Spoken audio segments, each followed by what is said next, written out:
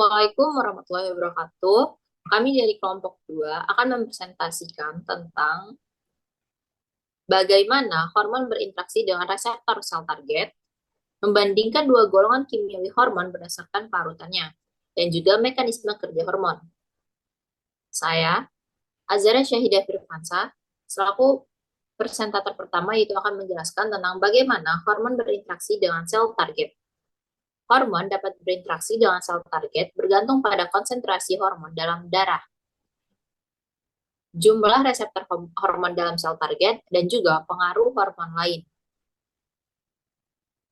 Kadar hormon yang lebih tinggi atau adanya reseptor yang lebih banyak dapat menyebabkan respon yang lebih kuat dari sel target.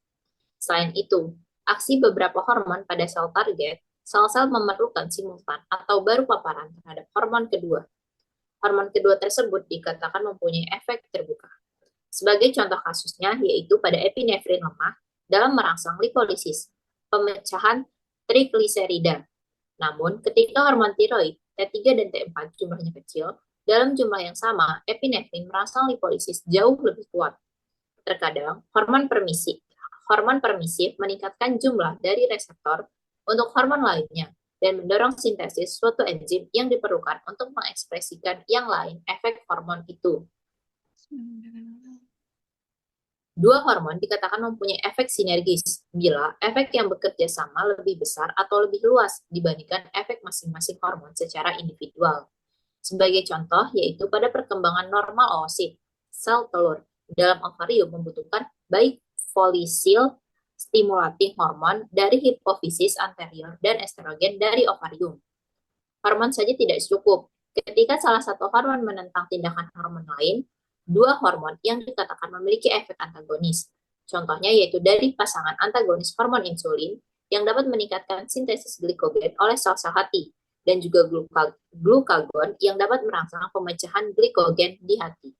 Selanjutnya akan dilanjutkan oleh Ardina Nursifa Prasetyani. Terdapat dua golongan kimiawi hormon berdasarkan kelarutannya. Secara kimia, hormon dapat dibagi menjadi dua kelas secara luas. Ada hormon yang larut dalam lemak, lipid soluble hormones, dan hormon yang larut dalam air, water soluble hormones. Klasifikasi kimia ini juga berguna secara fungsional, karena dua kelas mengakibatkan efek mereka berbeda. Yang pertama, larut dalam lemak. Hormon yang larut dalam lemak termasuk hormon steroid, tiroid hormon, dan nitric oxide. Hormon steroid berasal dari kolesterol. Setiap steroid hormon ini unik karena adanya bahan kimia yang berbeda kelompok yang melekat di berbagai tempat di 4 cincin pada strukturnya. Perbedaan kecil memungkinkan untuk keragaman besar fungsi.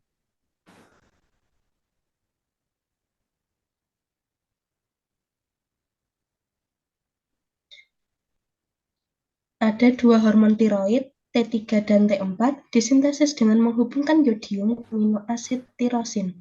Adanya dua cincin benzen dalam T3 dan T4. Dalam T3 atau T4, molekul membuat molekul-molekul sangat lemak.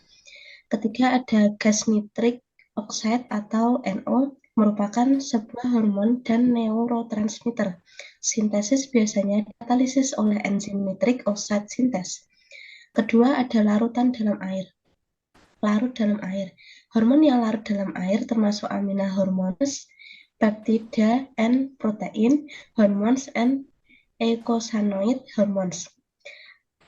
Ada amina hormones disintesis oleh dekarboksilating menghilangkan molekul CO2 dan sebaliknya memodifikasi asam amino tertentu. Mereka disebut amina karena mereka mempertahankan gugus amina NH3. Katekolamin, epinefrin, norepinefrin, dan dopamin disintesis dengan memodifikasi tyrosin asam amino. Histamin disintesis dari aminohistidin asam oleh sel mas dan trombosit. Serotonin dan melatonin yang berasal dari triptofan. Selanjutnya akan dijelaskan oleh teman saya, Anissa Aulia. Selanjutnya ada peptide hormones and protein hormones yang asam aminonya polimer. Hormon peptida yang lebih kecil terdiri dari rantai 3 sampai 49 asam amino. sedangkan hormon protein yang lebih besar termasuk 50 untuk 200 asam amino. Contoh hormon peptida yang antidiuretik hormon dan oksitosin, yaitu hormon protein yang dilengkapi pada manusia, yaitu ada hormon pertumbuhan dan insulin. Beberapa hormon protein seperti thyroid stimulating hormone yang telah terpasang kelompok karbohidrat dan karenanya glycoprotein hormone. Terus ada eicosanoid hormones yang berasal dari asam arachidonat yang 20 karbon asam lemak. Dua jenis utama dari eicosanoid merupakan prostaglandin dan leukotriene. Eicosanoid adalah hormon lokal yang penting dan mereka dapat bertindak sebagai hormon yang bersirkulasi juga. Selanjutnya, ada mekanisme kerja hormon. Konsep komunikasi sel.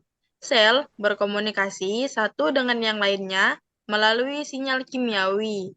Sinyal kimiawi tersebut dapat berupa molekul kimia sederhana seperti derivat asam amino atau derivat asam lemak, atau senyawa yang lebih kompleks seperti peptida, protein, atau organ, juga dengan jarak tertentu dalam rangka integrasi aktivitas sel atau jaringan di organ yang berbeda. Untuk terjadi komunikasi antar sel, maka permukaan atau membran sel harus melakukan kontak atau ada substansi kimia yang terpisah dari permukaan sel atau molekul yang dapat melintas dari sitosol sel ke sel yang lain melalui tautan atau gap conjunction. Selanjutnya akan dijelaskan oleh teman saya, yaitu Anna Hairunisa. Mekanisme dasar kerja hormon ada 3, yaitu autokrin, parakrin, dan endokrin. Untuk komunikasi dengan sel dekatnya, sinyal kimiawi dibebaskan suatu sel di ekstraseluler menuju sel yang ada di sekitarnya. Mekanisme ini dinamakan parakrin atau sekresi lokal. Kadang-kadang, respon pada sel yang timbul karena hasil sekresinya sendiri. Mekanisme komunikasi disebut autokrin. Namun, apabila letak sel, jaringan, atau organ jauh dari sumber dilepaskannya sinyal kimiawi, maka molekul kimiawi membawa pesan. Tadi dilewatkan pembuluh darah dan menuju organ target. Metode komunikasi itu dinamakan endokrin atau sekresi internal, sementara hasil sekretnya disebut hormon.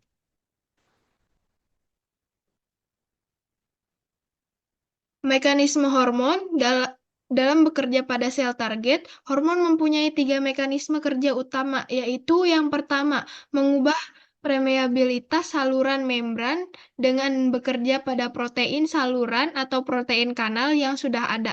Kedua, bekerja melalui sistem pembawa pesan kedua atau second messenger untuk memengaruhi aktivitas sel.